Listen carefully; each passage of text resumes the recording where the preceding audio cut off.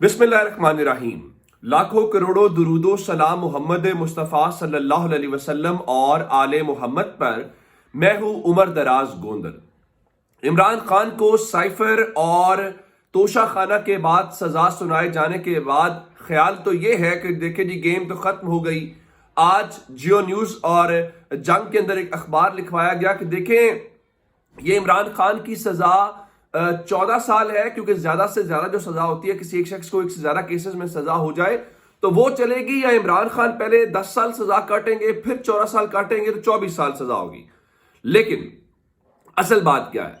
असल बात यह है कि इमरान खान जो इस वक्त इस सारी सूरत हाल के अंदर भी क्रीज से निकल के खेलते हुए दिखाई दे रहे हैं। आज सुहेल वड़ाइच ने एक मजमून लिखा, शौकत खानम बनाम इमरान खान, यानी एक तखयलाती किस्म का।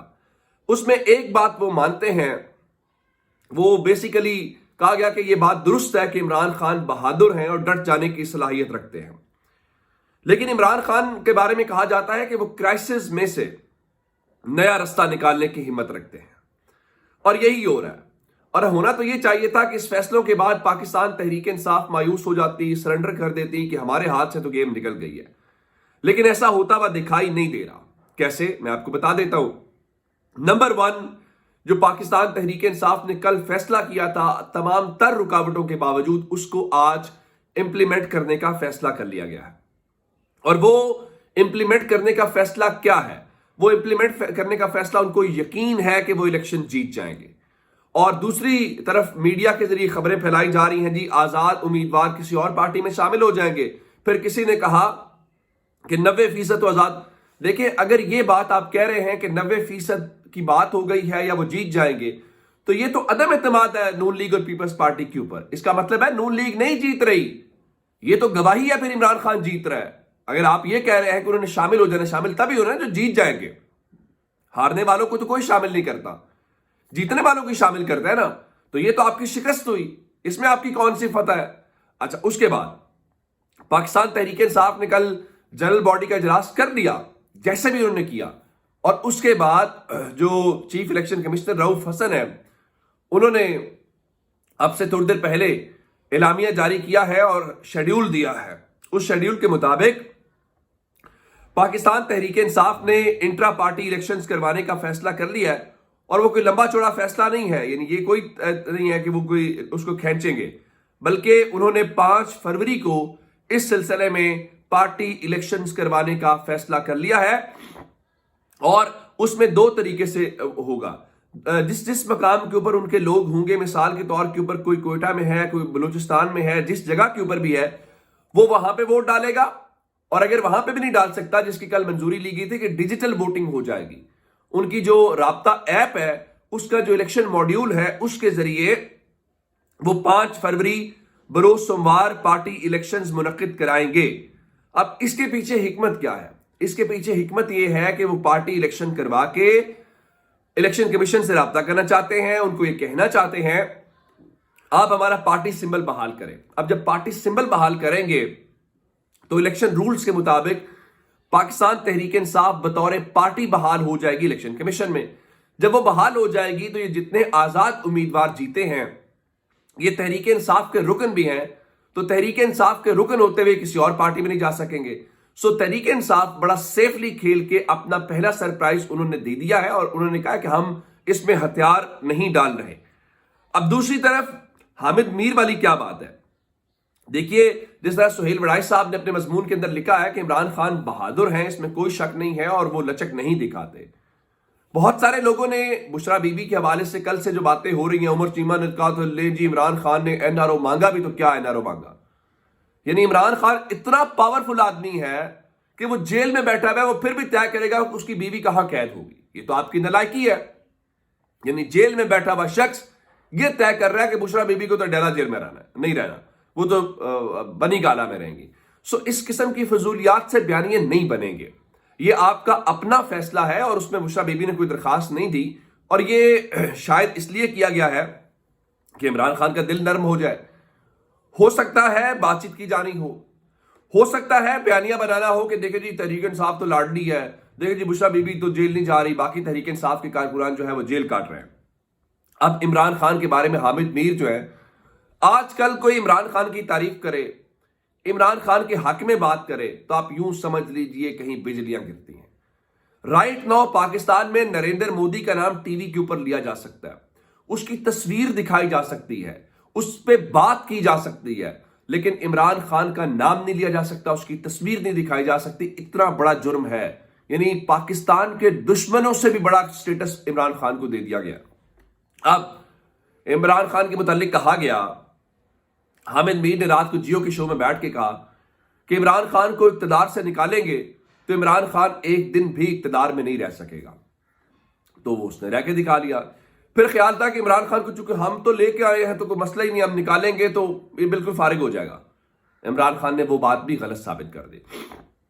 پھر یہ تھا کہ عمران خان جیل تو نہیں کاٹ سکے گا ایک دن بھی، پھر عمران خان نے حامد میر کے بقول جیل بھی کاٹ کے دکھا دی، اور ان کے مطابق یہ بات درست ہے کہ عمران خان کو ایز آف دس مومنٹ توڑا نہیں جا سکا، اور جب عمران خان نہیں ٹوٹ سکے تو عمران خان کا ووٹر کیسے ٹوٹے گا؟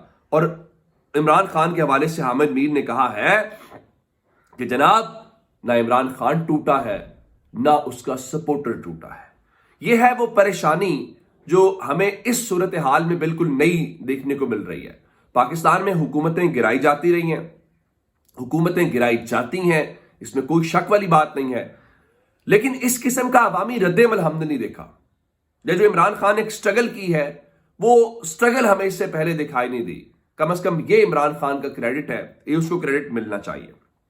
اب آتے ہیں اسلام آباد کے حوالے سے۔ آپ جانتے ہیں کہ جو سبی میں پاکستان تحریک انصاف کی ریلی کے اوپر حملہ ہوا تھا، اس حملے کے حوالے سے امریکہ نے ایک ٹویٹ بھی کیا ہے، اور امریکہ کے دفتر خارجہ نے اس کے اوپر باقاعدہ مذمت بھی کی ہے، اور یہ کہا ہے کہ تشدد کے ذریعے انتخابی عمل کو نقصان پہنچتا ہے، اور انہوں نے کہا کہ ہم پاکستان کے لوگوں کی ہمت پر یقین رکھتے ہیں، اور یہ حملہ گزشتہ ماہ کے دوران ہونے والے متعدد حملوں میں سے ایک ہے جو پاکستان میں سیاسی جماعتوں پر حملے کیے گئے ہیں۔ الیکشن کمیشن پر بھی متعدد حملے کیے جا رہے ہیں۔ اب انہوں نے کہا پاکستان کے لوگوں کا حق ہے کہ وہ اپنا رہنما بغیر کسی ڈر یا تشدد کے خوف کے کر سکیں گے۔ ہم پاکستان کے ساتھ مل کر کام کر رہے ہیں کیونکہ خطے میں دہشت گردی کا خطرہ ہمیں بھی ہے۔ اچھا، اب ایک ہو گیا، کل ریحان زیب بیچارہ اس کی جان چلی گئی، اس کے بعد اچھا وہ بھی تحریک انصاف پہ ڈالنے کی کوشش کی، اس کے چچا نے آج بیان دے دیا، اس نے کہا میں نے کل جذبات میں آ کے کچھ نام لیے، میں کسی کا نام نہیں لے رہا، پولیس ہمیں ڈھونڈ کے بتائے اس کا قاتل کون ہے، ورنہ پورا باجوڑ پوچھے گا۔ اچھا، اس کے بعد ایک اور خبر سن لیجئے۔ اگلی خبر یہ ہے کہ خیبر بلوچستان کے 2 حلقے ہیں، پی بی 13 اور 14، وہاں پہ جلسوں اور عوامی اجتماعات کے اوپر پابندی لگا دی گئی ہے امن و امان کی وجہ سے، اور پابندی حالیہ دہشت گردی کی لہر کے باعث لگائی گئی ہے۔ دونوں حلقوں میں تمام امیدوار اپنی انتخابی مہم محدود کر دیں، یہ ایک اعلامیہ جاری کیا گیا۔ دوسری جانب اسلام آباد سے کسی بھی وقت بڑی خبر آ سکتی ہے، اور وہ بڑی خبر کیا ہے؟ بڑی خبر یہ ہے کہ الیکشن کمیشن آف پاکستان کے اندر آج اہم اجلاس ہونا ہے، جو بلوچستان اور خیبر پختونخوا کی جو مخدوش صورتحال ہے۔